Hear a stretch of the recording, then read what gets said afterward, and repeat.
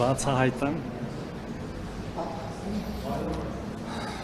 Պարոն Թորոսյան, 3 խորհրդարանի ամբիոնից հայտարարված ձեր հայտարարությունը թոշակառուները մանիպուլատիվ են համարում, ասում է Արսեն Թորոսյանն ասաց, որ մենք մեր ձեռքով կարող ենք մեր թոշակը բարձրացնել, ասում է, բայց նման լծակ չունենք, ինչ նկատի ունի Արսեն Թորոսյան, այն 2-3 հազար դրամ կամ լավ մինչև 5 հազար դրամը, որ պետությունը հետ վճարի տրամաբանության վերադարձում, թե այլ մեխանիզմ նկատի ունենք։ Ես ամբիոնից ազգային ժողովի շատ ուղիղ բացատրել եմ, թե ինչ նկատի ունեմ։ Մենք հիմա ունենք գործող համակարգ հետ վճարի բոլոր կենսաթոշակներից եւ նպաստներից, որը սահմանափակված է 12%-ով, բայց ոչ ավել, քան 6000 դրամը, եւ կախված նպաստի կամ կենսաթոշակի չափից այդ սահմանաչափերով մեր քաղաքացիները կարող են հստանալ եւ մենք այսօր ունենք արդեն 350,000 քաղաքացի, որոնք իրենց իսկ թոշակը եւ նպաստը իրենց իսկ ձեռքով բարձրացնում են եւ ես շատ պարզ եմ այդ ամեն ինչը բացատրում, չգիտեմ թե դուք ինչու եք հենց ինքներդ մանիպուլացնում այդ ամեն ինչը։ Հիմա նոր կարգավորումը հետևյալն է լինելու, որ մենք 12% սահմանաչափը բարձրացնում ենք մինչև 20%-ի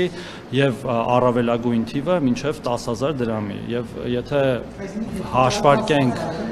եթե հաշվարկենք օրինակ 50,000 դրամ կենսաթոշակի վրա, քաղաքացին կարող է 50,000-ը դարձնել 60,000 իր իսկ ձեռքով կատարելով անկանխիկ առևտուր իր կարիքները հոգալու համար։ Այդտեղ կարծում եմ որևէ անհասկանալի բան չկա եւ ես նաեւ բացատրեցի, որ սա շատ կարեւոր գործիք է նաեւ պետության այլ քաղաքականությունները առաջ տանելու համար, սֆերային տնտեսության դեմ պայքարի, երբ որ մենք անդադար խոսում ենք, որ կանխիկ առևտրի ժամանակ հաճախ չեն տպվում ՀԴՄ կտրոններ, որոնք որ նաեւ գեներացնում են հարկեր, որից էլ որ նաեւ վճարվում են կենսաթոշակները եւ հետեւաբար որոշումը շատ պարզ է, երբ որ արդեն կարգավորումները կլինեն եւ կառավարության նիստով կընդունվի, եւս մեկ անգամ վերջնական դրա մասին կասենք, բայց քաղաքական որոշումը ընդունված է։ Պարոն Թորոսյան, բայց այս դեպքում է գործելու է որ կարգավորումը Չլսեցի։ հունվարի 1-ից արդեն գործելու է։ Ես դուք հարցը տալիս եք ու չեք լսում իմ պատասխանը, ինչը այդքան էլ կարծում եմ գործընկերային չի։ Ես ուղիղ 10 վայրկյան առաջ դրա մասին ասացի, որ հունվարի 1-ից գործելու է։ Պարոն Թորոսյան, բայց այս դեպքում եւս բոլոր թոշակառուները չեն կարողանում այս ծրագրի շահառու, քանի որ մարզերի շատ գյուղական համայնքներում այդ քարտային վճարման տարբերակը չկա ու անգամ այդ 10,000 դրամ քեշբեքը ստանալու հնարավորություն չունեն, այսինքն դուք մերել եք մի կարգավորում, որը չի վերաբերում բոլոր թոշակառուներին, բայց ասում եք, որ բոլոր թոշակառուների համար ինչ-որ պայման եք ստեղծել։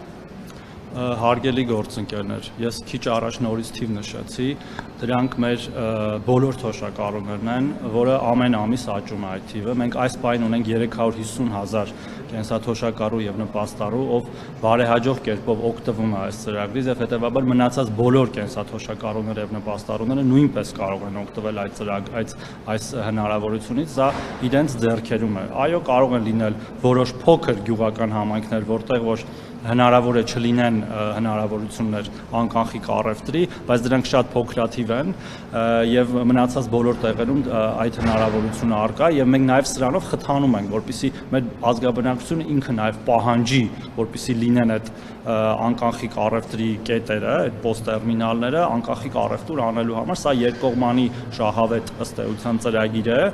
պետություն եւ քաղաքացի, որտեղ մեր քաղաքացիները նույնպես պետք է շահագրգռված լինեն, որպեսզի հարկեր վճարվեն պետական բյուջե, որովհետեւ իրենց կենսաթոշակները եւ նպաստները վճարվում են հարկային եկամուտներից, որոնք գնում են պետական բյուջե։ Սա կարծում եմ շատ այսպես հաղթանակ տարբերակ է եւ մենք չենք վարանում անդադար սրա մասին հիշեցնել եւ բացատրել եւ ընդհանրապես այդ հարկեր վճարելու մեր կարգապահությունը նաեւ սրանով մենք փորձում ենք ուղղել։ Պարոն Թորոսյան, բայց օրինակ ինչպես է ստացվում, որ օրենքներով որոշվում է, որ պաշտոնյաները պետք է բարձր աշխատավարձեր ստանան, իսկ թոշակառուներին այսպիսի ճիշտ է, շատ լավ մեխանիզմ է իրականում, բայց այդպես փորձություններ հաղթահարելով պետք է այլ մի քանի հազար դրամով իրանց թոշակը բարձրանա։ Իհարկե գիտություն ընդունելով այն, որ այս կառավարությունը մի քանի անգամ թոշակներ բարձրացել է, բայց ինչու բյուջեով հենց բարձրացում չնախատեսել։ Հարգելի գործընկերներ, ես մի քանի րոպե ուղիղ բացատրում եմ, թե ինչու եւ ինչու է կարեւոր նման նորարարական գործիքներ կիրառելը, եւ սա ինչ որ փորձությունների մասին խոսելը կարծում եմ տեղին չէ, ինչ փորձության մասին է խոսքը, եթե դու պարզապես քո քարտով առևտուր ես իրականացնում այս կամ այն առևտրի կետից,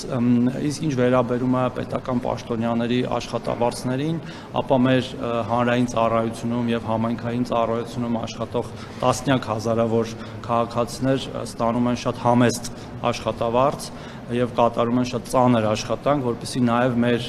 կենսաթոշակառուները, նպաստառուները, մյուս բոլոր ծառայությունները կարողանան աշխատել։ Եթե այդ պետական պաշտոնյաները չլինեն, այդ ոչ թոշակը, ոչ նպաստը պարզապես հնարավոր չի լինի ոչ հավաքել, ոչ էլ վճարել, այդ թվում սկսած հարկային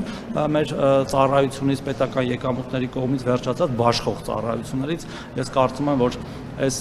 թեզը անդադար դաշտ բերելը ոչ մի կերպ չի նպաստում ոչ իրականության պարզելուն, ոչ էլ եղած խնդիրները լուծելուն։ Շնորհակալություն։